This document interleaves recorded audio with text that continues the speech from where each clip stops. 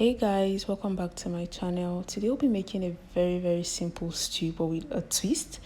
And if you're new here, thank you for coming by. Please subscribe, hit the like button and turn on post notifications. And to our old-time subscribers, thank you for always coming back. I appreciate you all. So for the ingredients today, we'll be using some onions, some broccoli. I have some fresh garlic here. I have some salt and seasoning cubes, some garlic powder, ginger powder, and white pepper. I have my paprika, some thyme leaves, ground black pepper, parsley flakes. I have my curry powder, and over here I have my minced, I wouldn't really call it minced up, chopped goat meat. I just chopped them into biteable sizes, and you see what we'll do with that. And I have my tomato. I decided to share my tomato into 4 places. So I have my tomato, some bell peppers, that's tatache, some chili pepper, and some Scotch bonnet. I'm going to be roasting these before I blend them. So that was why I said our stew will come with a little bit of twist, and trust me, this process is something you would really love. So on your baking tray, you can actually use parchment paper, or you can, I don't have any parchment paper in the house, so I'll be making use of foil paper. And you can also put it directly on your baking tray, but I really do not like baking directly on my baking tray, so I'll just go in with some foil paper with this. So I'll just spread my tomato on my baking tray. You can just give it a little bit of space so it bakes, it roasts really well. My oven is on already, so I'll just spread it. But since my tomato is a little bit much, I'll just manage it. And I don't want to roast today's on for too long, but you can roast it for as long as you want. And I'm going to go in with my broccoli and my onions. I'll roast this alongside my tomato and my garlic, my fresh garlic. So I'll just pour in some thyme on this, and I'm going to add some ginger powder because I don't have any fresh ginger here. So I'm going to add some white pepper too to this, and I'm going to go in with some vegetable oil. You can also use olive oil if you want to, but I would really like to use vegetable oil for this one this time, but feel free to use olive oil. And I'll just spread this with some olive oil, and guys, this is just it. And you can roast this for some 15 to 20 minutes and you totally love the end result. So this is what my tomato and broccoli looks like after I've been roasted. I roasted mine for like 10 minutes because I didn't want it to roast too much, unlike the ones I usually do. But I just, for this particular, so this is the way I want it, but you can roast it longer than this.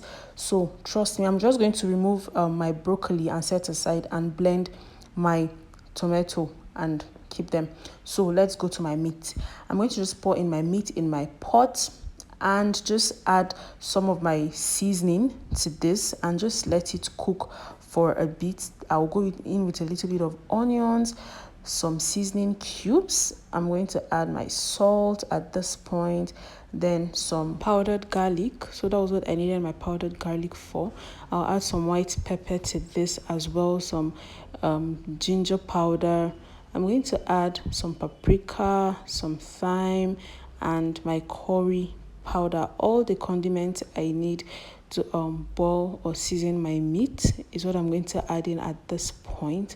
And I'm going to just add a little bit of water, but you can add water as much as you want, but I want just a little bit. That'll be just enough to cook my meat, and I'll just have some stock to add to my stew. So this will do. I'll just stir this around for some bit to let it combine together with my seasoning, and I'm going to cover this up and let it boil for a bit until it is properly cooked. So I'll just cover this, and you can use any protein of your choice anyways, but I wanted to use goat, so I'm going to just fry this. My meat has been properly cooked, so I'm going to just fry it for a while. And well, I want it a little bit crisp because the moment I add it into my stew, it's still going to soak in some of the sauce from the stew, and you know, it's not going to be as crispy as it should be. It's going to soften up a little bit.